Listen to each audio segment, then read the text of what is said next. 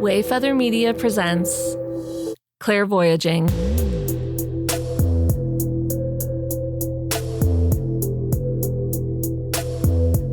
Hello, Lauren.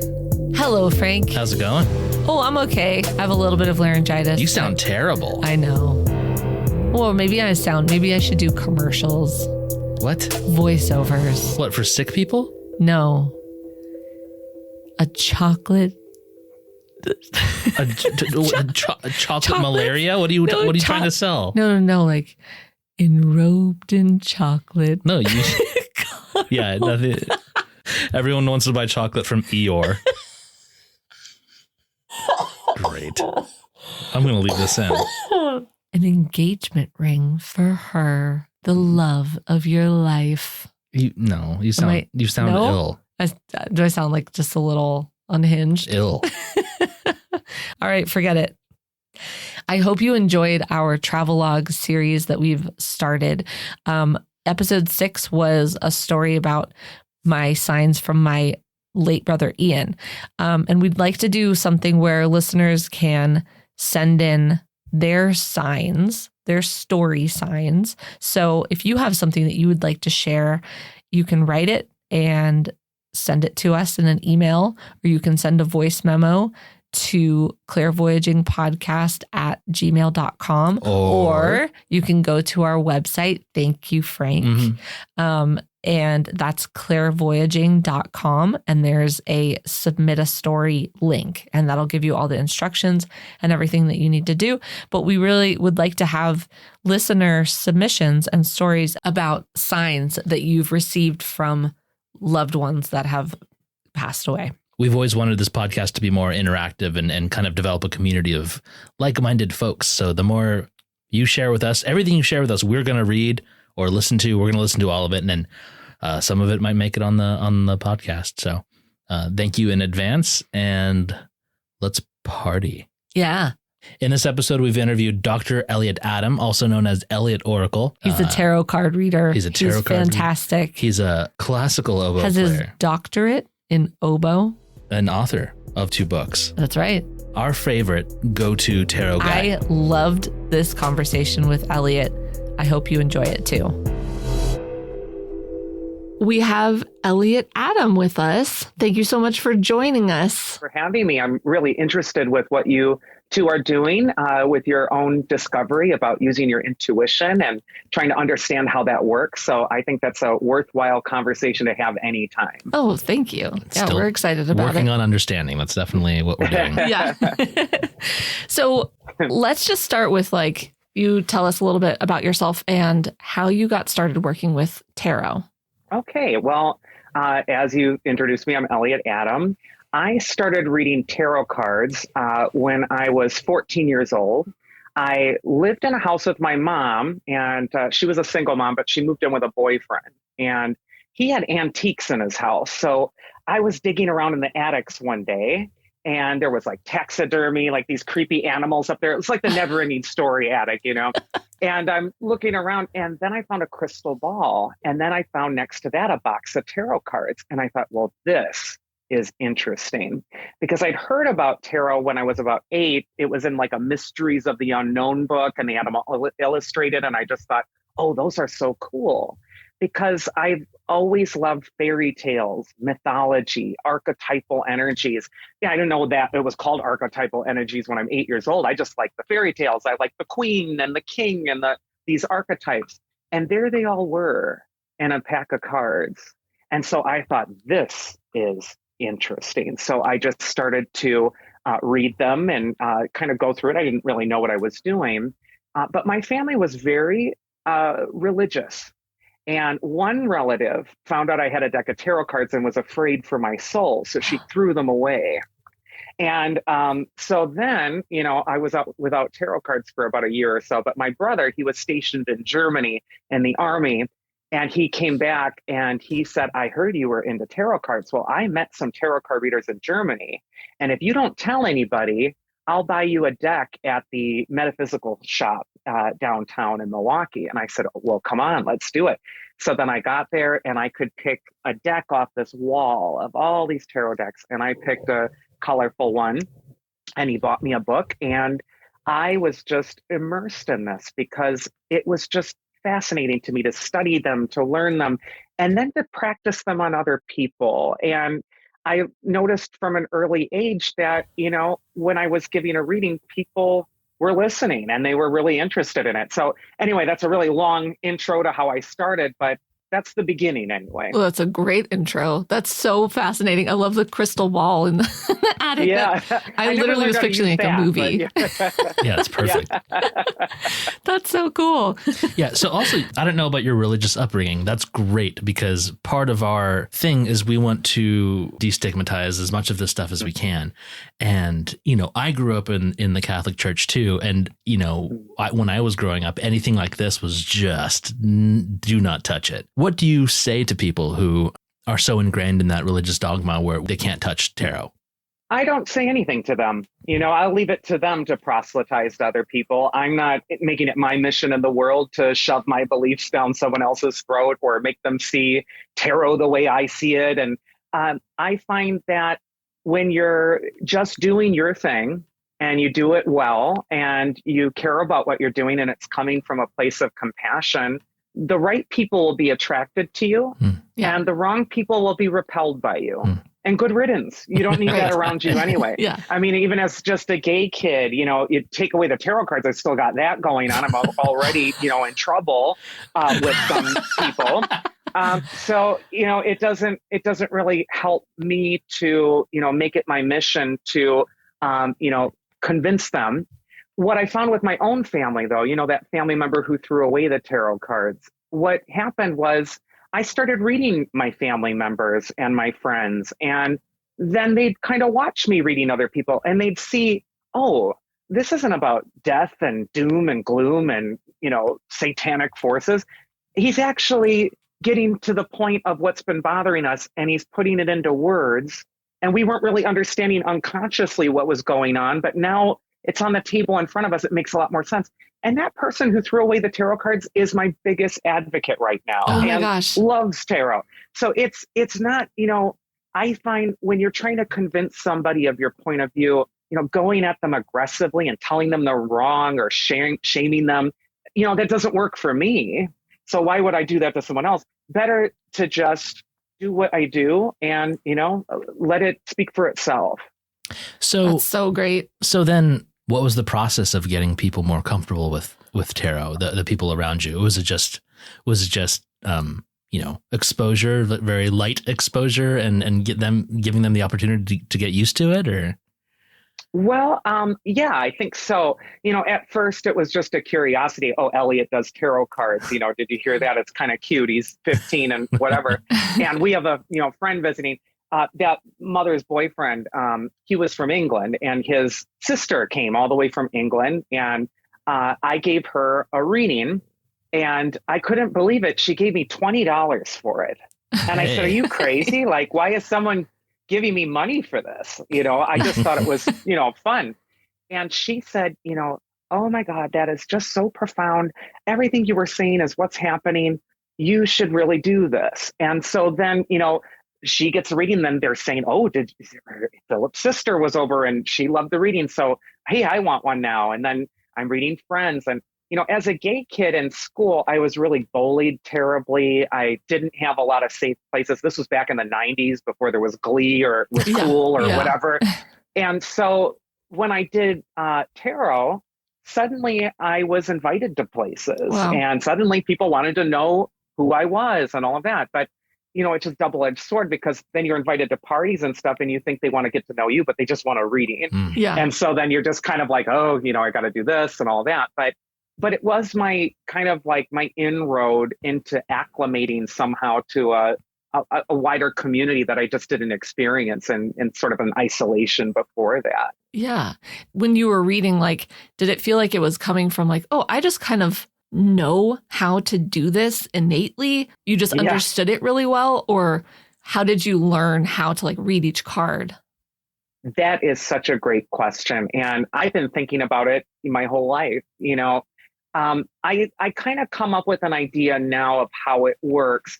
When I read someone's cards, it's not like I have special powers. I can't read your mind and tell you where your wedding ring is hidden in a closet in the third shelf or something. I don't, see mental pictures and flashes. It's not like the movies.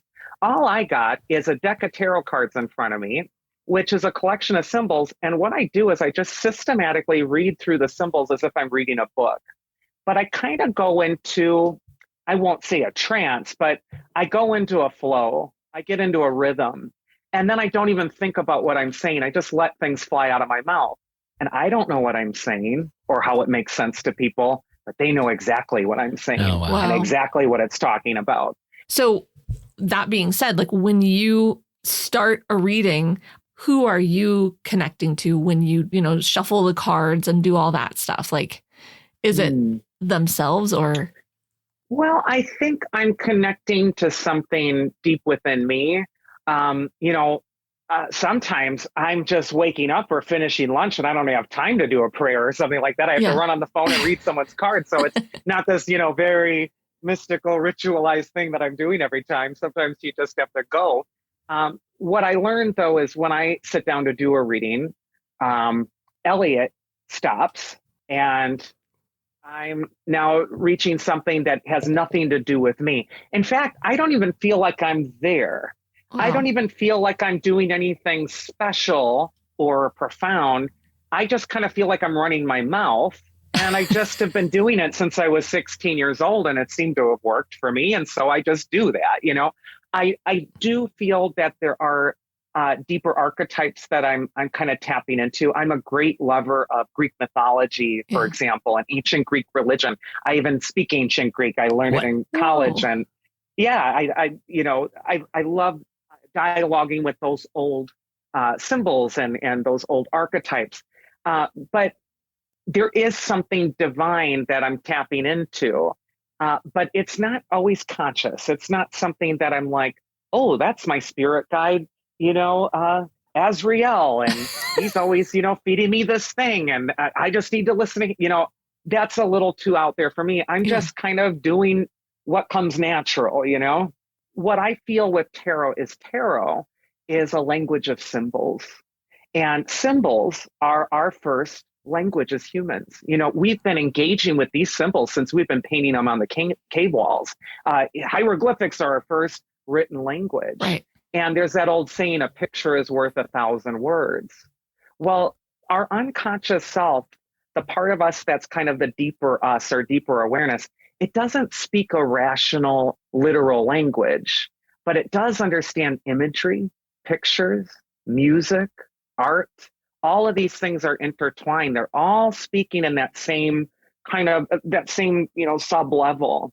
And I found early on that if I'm just talking about the pictures and just trusting what I see, I found, it's going to be right. I got my first job reading tarot cards when I was 16 at a tea house. And Man, that's so much better than my first job. Yeah. Well, that was my first job reading tarot cards. Before that, I was working at a Chinese restaurant, Bingo. shelling teapots and pushing carts at the supermarket. So I didn't have a glamorous, life or anything like that. But I would be terrified to read people because the pressure's on, and I'd be reading people twice my age, older, whatever. Oh man! And they'd come in the room, I'd sit with them and I'd be like, "Hi, I'm Elliot. It's nice to meet you. Okay, I'll get your cards out." And then they would sit there with their arms crossed. Oh my and God. They would just be stoned, and they were testing me. Yeah. And they're like, "I'm not going to give you anything. I don't want you to see anything of what you're saying, if it's resonating or not." So my first readings, I thought it was terrible because I would, do these readings and people would look so gruff and I'd be sweating and like, oh, maybe I'm not right. But I'd get through it somehow. And then afterward, they'd get up and they'd say, "That was really great. You need to read my friend now. And I'm going to schedule another appointment." And I'm like, "Really? You look like you hated it." I didn't know. So what I did as a kid was I learned early on that when I'm reading someone, I don't look at them. Mm. I don't look at their face. I don't look at what their body language is doing because people will try to throw you off. I just look at the cards and I read through it like I'm reading a book. And it's right most of the time. Everybody's wrong sometimes, but for most of my life, it's just been it's been speaking to something deeper. And it's not because I have these magical powers. It's because I'm talking to a person's inner self. And that's different than talking to someone's rational self. That was my next question is Yeah. what are we communicating with when we're pulling cards? Well, I think that we're communicating with that deeper instinctive self. You know, you hear a lot of Hallapalooza right now about look within and you'll find the answer. And you get all this gobbledygook spiritual language, which makes me roll my eyes. You know, a lot of times people, they look within and the first thing they're confronted with is something that scares them, something that makes them uncomfortable, something they want to tune out or numb. They don't want to really look at that. And what I find is that sometimes when we're looking within directly, it's terrifying. That's why I love the myths. You know, there's the myth of Medusa. And if you look at Medusa square in the eye, she turns you to stone. Medusa could be a symbol for our fears, the things that we have within us that we can't look at directly. And so we need a mirror. We need like a mirror shield. That's what an instrument like tarot is, or music is, or art is. It gives us a safe buffer to look at that thing that's terrifying us and understand it in a way where there's some distance and there's some separation. So when I'm doing a tarot reading, I'm kind of laying all the symbols out on the table and I'm taking the pressure off that person's inner self and I'm dialoguing with the mirror image of it. And it is reaching something on a deeper level of that person. It's below the fear. It's below the paranoia. It's below the ego. It's that awareness that we all have. And sometimes we get in touch with it, especially when we're engaging with something like music on a profound level or art, or, you know, we've all heard that song on the radio and it's like, they are singing my song. Those are the words that are talking to me. Yeah. Right. That's what I'm tapping into. It's just a different form of it. And so when you look at tarot like that, it's really not something so terrifying and scary and doom and gloom.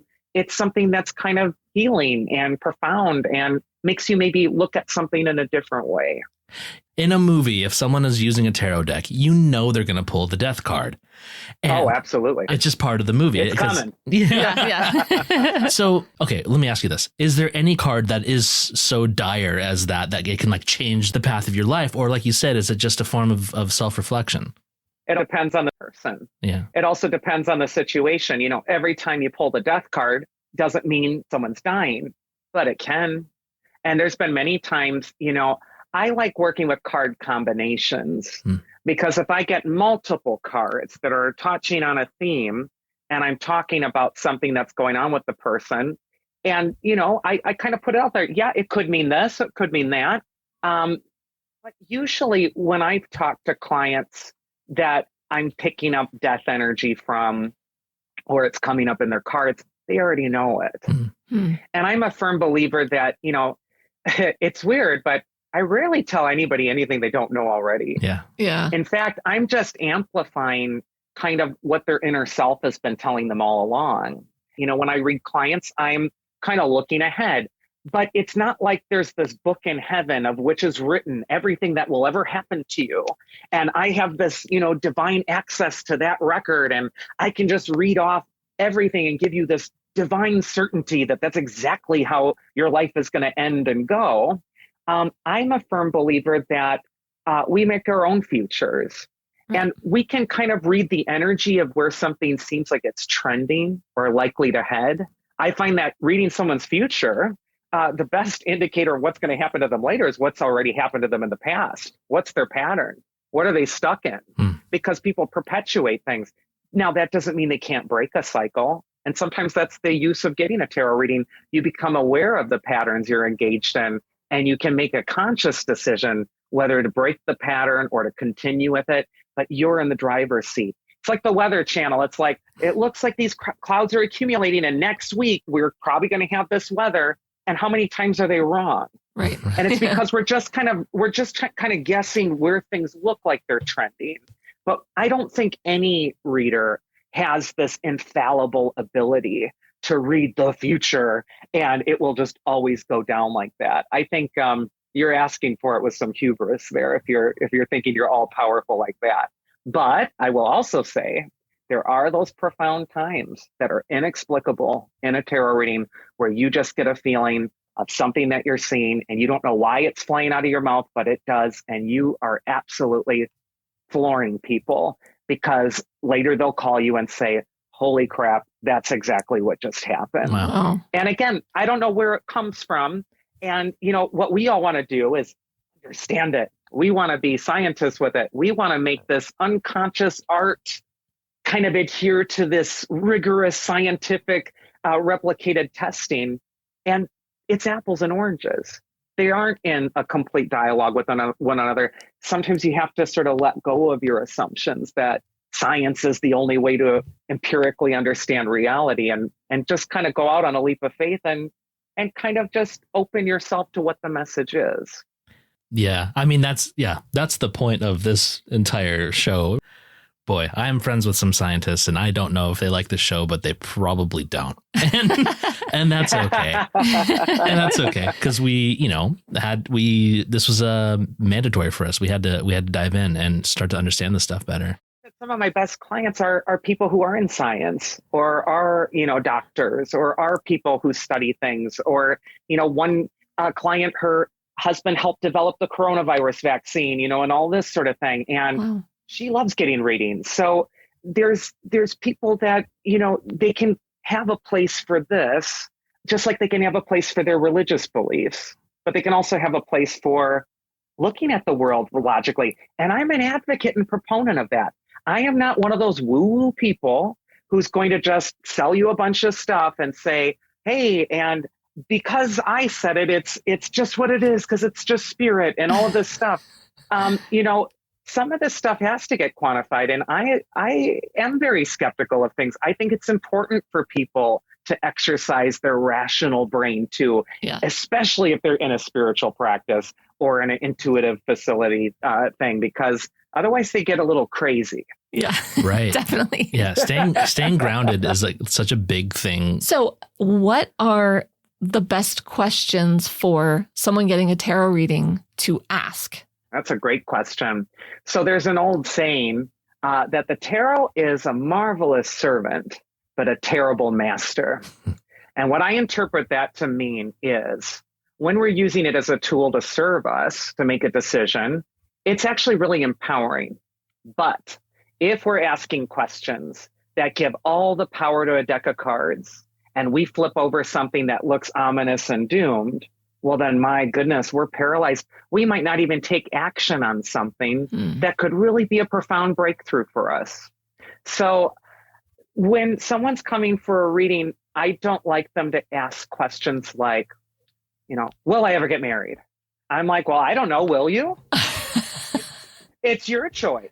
Right. Are you sitting at home, eating Cheetos all day and expecting someone to come to your door and love is just going to happen? Or are you, working on yourself and engaged in something that makes you feel confident and living your best life so that you're putting out the vibes for someone to be like, who's that person? I want to know who that is. Right. So, that's one of those questions where now the tarot's your master, because you're like, and there are tarot readers who will answer that to you. They'll be like, no, you will never get married. It'll be awful. It's, no, you will have an enemy. And, for $900, I'll remove the curse that's been put on you by your dark-haired sister and all of this stuff, So there's that, when people instead ask questions like, would it be better for me to do this or to do that? And then we can kind of pick cards on each thing and kind of reframe it. Or when people say, questions like, what can I do to give myself the best possible shot to get married or to get the job I want? Then you're starting to kind of use this as a tool where you're getting some guidance for what's going to help you. And if you get negative cards, well, that's kind of telling you what you need to overcome or discard in your life, what's blocking you. And when you get positive cards, it's like, yeah, keep doing that thing or keep putting your energy there. So you have a different mindset. And, granted, though, as a tarot reader, most people don't ask those, high-minded questions. They want to know. They want to feel certain about certain things. And sometimes you have to tell them, I can't give you 100% certainty with this. Yeah. It really is in your hands. you have responsibility for where your life is heading and the choices you're making. Yeah. So is it better to ask more active questions like that? Because I've pulled like a card before saying, like, I don't know if this is too general, but I've been like, what do I need to know about whatever, like my job or my... That's a great question. Whatever. That's a great question, because we'll often get a card. What do I need to know about this? The problem sometimes with that, when we're looking for a quick one card answer, is if we're reading ourselves, we always see the worst. So let's do an example where we're like, okay, what do I need to know about my job? And then I get the 10 of swords. And then it's like, there's a person with 10 swords in his back, he's dead. Yeah. And you're like, what does that mean? Am I going to get killed at work? Or does this mean my job is going to end? Yeah. Am I getting stabbed in the back by somebody? And we kind of go to that negative thing. And sometimes we have to stop and take a breath and kind of weave through the picture and weave through the symbolism and kind of ask ourselves, well, what's happening in the card? Well, the swords are in the back. Well, what could that be symbolizing with my work? Well, maybe there's something about my work that's making me uncomfortable, but I'm turning my back to it. And it's catching up with me. And now I'm a victim to it. Maybe I'm kind of taking a victim role at work. Maybe I'm the victim like the corpse on the card here, and I'm not confronting the thing that I need to change. I'm avoiding it. And there it is. It's caught up with me. Then we're able to kind of like, okay, I don't like that. So I could do this now and maybe change it. So I don't like that fatalism way of reading. In fact, that's why I wrote my blog that you mentioned you were going on, because when I returned to tarot in 2016, I think it was, after I had a shop when I was a kid, I closed, I went to music school. When I came back, everyone's doing tarot. Everyone and their mother now is doing it. When I did tarot, talk about stigma. People would walk on the opposite side of the street from my shop, and they would.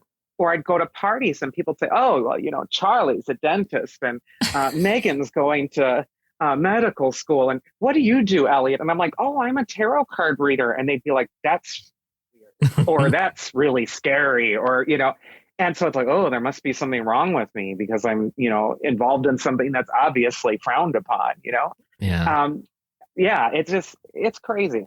But also you wail on the oboe. Is that right? Yeah, I got a doctoral degree in classical oboe, and I won a symphony job. And that's a very scientific pursuit. I don't know if you know anything about oboes, but we have to make our own reeds out of a stick of bamboo. And we carve them for 20 hours a week to thinner than a human hair. And one wrong move of your knife, and all that hours and hours of work is gone. And so you're constantly whittling and working and analyzing this wood and trying to get it to make it sound like this sweet thing. And it's very frustrating. I did not know that. I didn't know that either. How was playing in a symphony? Wonderful. I miss it sometimes, but it's also extremely stressful. Yeah. And you have to be perfect. And it's like being an Olympic athlete. You have to keep practicing. You have to keep in shape. You have to be absolutely perfect. And that part of my perfectionism brain was not really good for me, because I'd get terrible stage fright about making a mistake. I was so high strung, and I wasn't really living my best life, even though I loved music and I loved learning it and I loved, studying.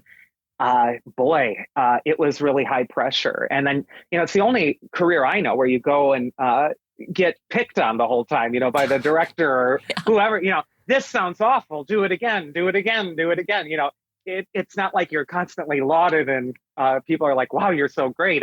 It's very stressful. Just being yelled at constantly.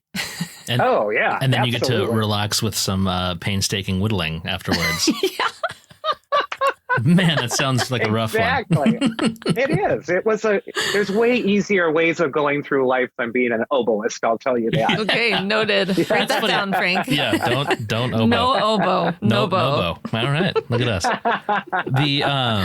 So whenever we're doing tarot things, I always try to avoid questions that have like a binary yes or no, because I don't know how to go about that, because you don't really get binary answers out of tarot. You don't. Yeah. But you had mentioned that you maybe, the way you do it is you might pull a card or a series of cards for every possibility, and then you kind of Yeah, think of your life. It's very seldom black or white, is it? There's always nuance. And same when we're engaging with the tarot to answer a question about something. Sure, we'd like it to be yes or no, but what the tarot is going to chime in and say is like, yes, but if you do this, this is what might be going on. Or no, but maybe this is something to look at. So, it can get a little convoluted if you're looking for just that clear-cut answer. Sometimes we got to sit with a symbol for a little while and chew on it before we really kind of know what it's talking about, instead of making a snap rational judgment based on what we see, what we want to see, or what we don't want to see based on a card we're getting. Do you pull cards for yourself? Like I'm like not sure about this. I did before decision. I did this interview. I said, okay, how's this going to go? I said, who are these bozos? The Ace of Cups, and the Ace of Cups is a lovely symbol. It's a card, if you look it up online or in a tarot book, it's love. And so I thought, okay, this is going to be an interview that's coming from a place of love. It's going to come from a place where people are really trying to understand things. But there's also a communion scene happening on the Ace of Cups, where there's this dove coming out of the heavens, and it's kind of touching the chalice below that's overflowing. There's a sense of like, okay, and I'm also going to be talking about some spirituality a little bit. And also aces are really good to get in a tarot reading, just like in a poker game. It's like, ooh, an ace, this is going to be nice. So, I thought, well, what's this going to be like? Ace of Cups, not half bad. I think this will be interesting. And as long as we're kind of elevating the conversation and talking from a place of love, and boy, you're a married couple too, so there's got to be some love there. A little bit. It works. Yeah. That's so cool. Oh, wow. That is cool. That's a nice card to pull. I'm always interested in people from your perspective, an expert, how you identify grifters, people who are trying to take advantage of other people. Well, for one thing, anyone who's saying you have a curse on you, big red flag. Also, people who feel like they have to quantify what they do all the time, I'm really skeptical of. So, for example, if we go to a tarot conference or something and someone's like, oh my God, I was so accurate because I pulled this card and I blew their mind because I said this. And then this card came up and that means that da-da-da-da. And it's like, oh my God, anyone who's got to really kind of blow their trumpet like that or whatever, it's like, get over it. Again, with the ego, right? Yeah, it's just completely, weird a little bit. And, then there's a lot of readers who are kind of like constantly asking questions when they're supposed to be doing a reading. So they'll be like, so I'm seeing this in your cards, and does that mean that you're with somebody? And then you've got to finish the sentence for them. And they're like, oh yeah, because I was feeling that because me. Is this going? And it drives me crazy. So, I think that the best readings to do are ones where the person isn't even asking you a question. They're just saying, read my cards. Right. What comes up? Yeah. And you can just kind of go through it and then they can take what they want from it. But there are a lot of people out there that are flim flam. They're just, out there to make some money or sell some books or whatever. Not all of them, but I think that especially in this realm, people do need to be skeptical somewhat. Yeah. Our practice, it attracts a lot of believers, which is nice for readers, that they don't have to feel like they're, persecuted against or something, but it also attracts a lot of gullibility. And sometimes because somebody wants to believe something so badly, they'll just trust whatever the person's saying, and it can be very manipulative. And in our field, it's not like music where you have to win an audition or become a doctor of something. There's nothing that quantifies a tarot reader, really. You can say, I'm your tarot reader and I just do it. And, you can be reading anybody and who knows if you're good at it or not. So I say go with people that you just feel you are kind of vibing with, or they feel reputable. You can go online. There's millions of readers out there. You can kind of see how they're talking, maybe how realistic they seem to you. And hey, maybe some of the, people that really want a more esoteric experience, they'll gravitate towards someone who does provide that. And that's cool too. speaking of books, I saw that you've written 2. Yeah. What are those about? Well, the first book, I didn't even know I would write a book. Like I said, I got out of the music world, and came back to United States after a terrible concert in Dublin at the Royal Irish Academy. Oh, no. I had a panic attack and I was like, I can't do this anymore. So I tacked on a trip to Greece after that and went to Delphi, where the ancient Oracle is from. And I don't know if your listeners know this, but there was this, line of priestesses for over 1,000 years in this place in Greece called Delphi. It's up in the mountains. It's beautiful. And there was a Pythia, a prophetess, who would, consult with people. So you have kings and commoners, all sorts of people going there for many years. And so I went to Delphi because I love ancient Greece, as I described earlier, and all of that. And I was really ashamed of tarot at the time. I hid it from people. And, I went to Delphi after that horrible concert. And I was in line to get a ticket for the Temple of Apollo, where the Oracle was. And the woman selling the ticket says, "Oh, who are you and where are you from? What do you do?" And I said, "Well, I'm Elliot and I'm from United States." And I said, "And I'm a tarot card reader." And I said, "I have my tarot cards here. Do you want a reading?" And she's like, "Oh, come on, So she brings me over to this broken column and we sit there and I start reading her cards. And then she started to cry. And she said, "Oh my God, this is so interesting because I'm getting over this loss of, whatever, and the death thing you're talking about." And she said, "You need to meet my friend over here." So she took me to this other shop in Delphi with this souvenir shop owner, and he's selling stuff. And he's like, "Hi, who are you?" And I'm like, "Oh, I read tarot cards. Do you want a reading? This is kind of fun." I'm reading where the Oracle was reading. That's awesome. Yeah. And on a broken column, the most epic place to do readings. That's awesome. So cool. I was in heaven. It was cloud. I didn't charge anything. I was just like, this is great to be here. Yeah. And then he was like, "Wow, I'm going through a divorce and you called it. That's that woman you're talking about." Listen. And then people are coming in the shop. And so pretty soon I'm reading all these people in Delphi and they're all excited. And they said, "Well, tonight we're going to the Temple of Apollo where the Castalian spring was, where the Pythia would wash. And at night we're going to do a concert there. Our friend is playing the ancient oboe there." No. Yeah. I said, "Shut up." I said, "I play the oboe. I'm just out of Dublin. I brought it with me, And they said, "You need to meet him. You need to come to this thing." So there I was in the middle of the night, and he played this old oboe. It had no keys on it, and it was just this rich, beautiful instrument. And he's an old Greek man, and he, calls me over, and I sit next to him, and I pull out my modern oboe, and we're playing this duet in the moonlight, and there's this crowd gathering, and it was so cool. And I was just like, this is what the music should be about, not being perfect, not being. And then afterward, we had some drinks and stuff, and that old man, he grabbed me by the hand and he said, "You've been away for a long time in Greek." And then he said, "But you're home now." And he said, "You're ours. Oh. You're back where you are." Oh, I just got chills. So Me too. That's so beautiful. What the hell am I doing? Yeah. Why am I trying to be this perfect oboe player that's making me miserable? Why did I stop doing tarot card readings? Because people thought it was weird? Yeah, it was for acceptance. Wow. And so I got home to the United States, and this is a long-winded answer for how did you write your book? Well, I went home and I said to Jacob, my husband, who is really good at websites, I said, "I need a website because I need to, make a presence so I can start a tarot business again." And then I was looking at all these people reading online, and I'm like, what do I have to say about tarot? Everybody's said it all, haven't they? And then I'm like, no, they haven't.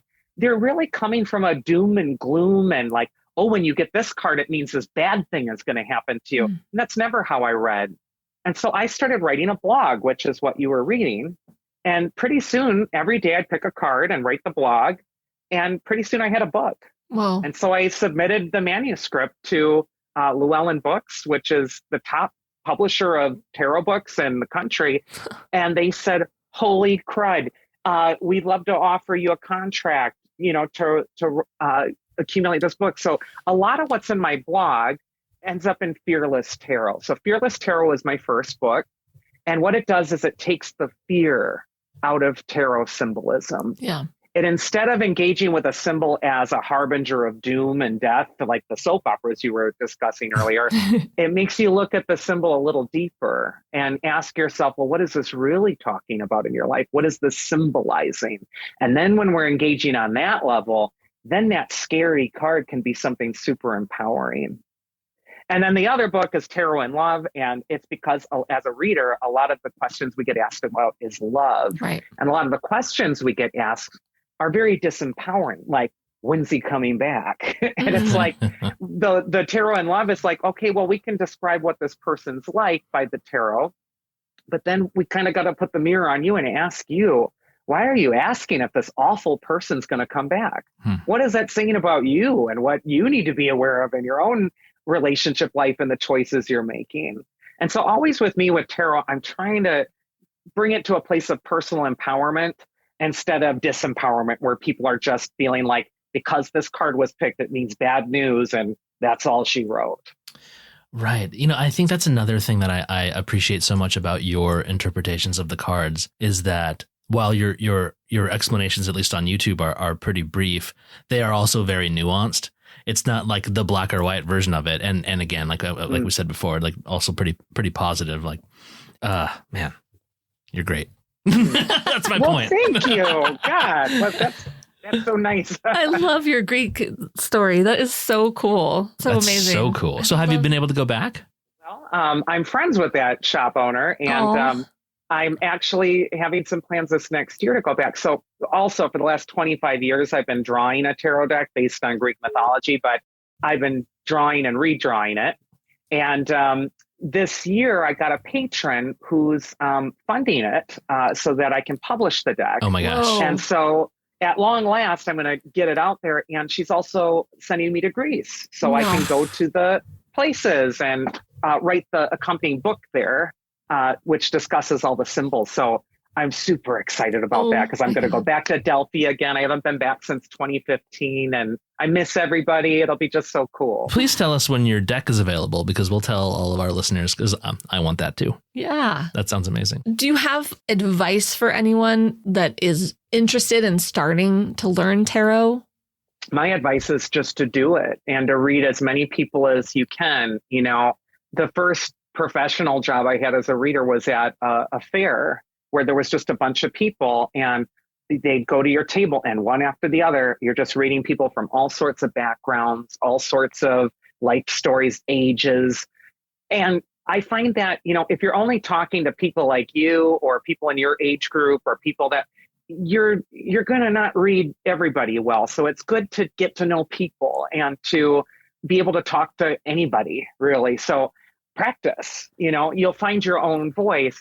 The other advice I give people is just trust the symbols, trust what you're feeling or saying, and don't equivocate so much. There's nothing more annoying than getting readings from a person who's so insecure about themselves. Again, their ego's so into it that you as the client have to kind of nurse the person through the reading and make them feel good about themselves so that they, you know, it's like, you know, you need to kind of know what you're saying before you start somewhat, but also you need to, you know, say something and be declarative and just let it be there and maybe risk being wrong. Big deal. You know, just go with what you feel. Yeah. There are tarot readers who are intuitive readers where they don't learn a traditional meaning for a card. They'll just go with what the symbol's saying and they'll go with it. And they're profound. They're wonderful at what they do. And then there's people who are very systematic and studied and like to know exactly every meaning, you know, and as long as they can also lose their rigidity, sometimes they can be pretty profound as well. But I find that readers who aren't successful are the ones that really think that a card means a thing every time. And they really look at it in a rigid way. The cards can be interpreted in multiple ways based on the question, based on what the person's bringing with them at that moment, based on the skill of the reader. You know, there's, again, we're kind of dialoguing with something that's art. It isn't something, it's like asking, what's your advice to a new painter? You know, it's like, just do it. Do you, you know? What's, at least from what you can share, what's the wildest story you have about a reading that you've done for somebody? I mean, it's so weird, and I don't want to sound like this, cocky person, but it happens all the time. Yeah. There's what another person would perceive as like, oh my God, this was profound. I'm like, yeah, well, that's what everyone says, but I don't know what I said. It's sometimes not this like, wow, he's amazing me with the stuff he's pulling out. It's more like, wow, I feel clearer because you're amplifying what I needed to know in my heart, my spirit. Has anyone ever been like noticeably like disappointed where you're like, well, absolutely. Yeah, like absolutely. They like wanted more from you or something, or? Well, the people like that are usually coming to the reading with a lot of preconceived notions of what their expectations are. Yeah. So they'll be disappointed because I won't be able to tell them where their missing wedding ring is. Right. Or they'll be disappointed because I can't read their mind and tell them what number they're thinking about at that moment. No offense to men, but sometimes with men that can be attracted to tarot readings, they will want they're usually very brilliant, and they'll want a very systematic, like analyzed, logical, completely certain thing. And you have to explain, it's not really like that. It doesn't really, I'm talking about this. And it's like, oh, well, but I need to know, is this woman the one that I need to be with or not? And it's like, oh, well, what has she showed you in the relationship so far? It doesn't look like, maybe if you're asking me that's probably a sign she's not so good for you, because if she was, you'd know it and you'd be completely all about it. So those people might be disappointed. People get disappointed as well because they don't hear what they want to hear. Yeah. But the nice thing now is, because I do have an online presence, because people watch my videos or they kind of see what I'm already doing. Now, 99% of the clients that come to my table or call already kind of know what they're buying into or what they're dealing with. Yeah, that's helpful. You find your people. Yeah. It's hard to find good resources online for like, how do you interpret certain cards or whatever. You are our go-to every single time we want to look at, the way you break these things down is honestly incredible, because you kind of get right to the point, and you have a tendency to kind of have a positive outlook on. You don't end it on a negative thing all the time, which is really helpful, because some of these, these cards are like a little archaic looking, and sometimes it could be kind of scary just to see. Yeah. You pull something where it's like, in the back. Yeah. Swords and what's happening here? This does not look good. And then, okay, well, what does Elliot Oracle say? And then it'll be like, it might look ominous, but it's actually, if you look at it this way. And We've been pulling up your YouTube single card like explanations. Oh, well, what an honor. Thank you both for supporting that. I appreciate it. You're doing the work. Yeah. No, it's really cool. Well, I really enjoyed myself a lot, and I appreciate the both of you just having an open mind and asking questions about these things that some people don't touch with a 10-foot pole. So it's very, gracious of you to shine a light on something that is stigmatized and does create a sense of division. And when you can kind of, shine a light on it, it isn't as terrifying as it might seem. Terrifying. I wanted to, yep. We're so obnoxious with our puns. I'm sorry. We are. I love them. Dr. Elliot Adam, thank you so much for talking with us today. Yeah. So, pleasure. Where can people find you? Where should they go? Yeah. So it's all Elliot Oracle, ELLIOT ORACLE. You can find me on YouTube. You can find me on Instagram. You can also just go to my website. I have tons of free tarot materials on there, which the both of you know about as you look up your cards. I have all the card meanings available. I have a little video there, which puts the tarot card into 60 seconds so you can kind of understand. And, it's just something that people, if you're interested, you can kind of go and look up and, And you can also get my books, Fearless Tarot or Tarot in Love, wherever metaphysical books are sold, or on Amazon. That's where I'm at.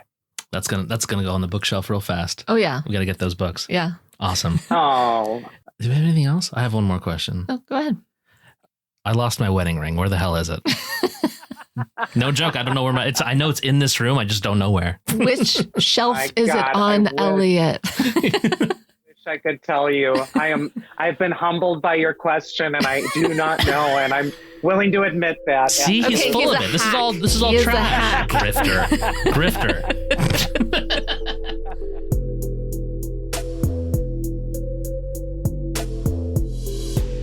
Thank you for listening.